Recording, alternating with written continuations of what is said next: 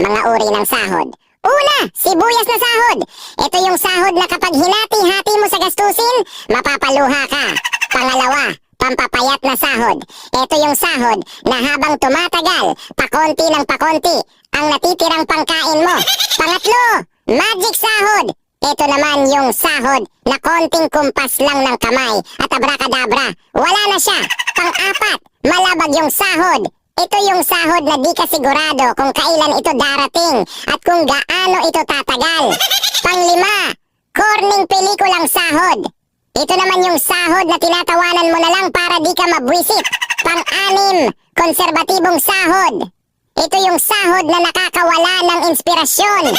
Pang-pito, baog na sahod. Ito naman yung sahod na kahit anong trabaho ang gawin mo, wala pa rin kalalabasan ito. Pang-walo, reglang sahod. Ito yung sahod na isang beses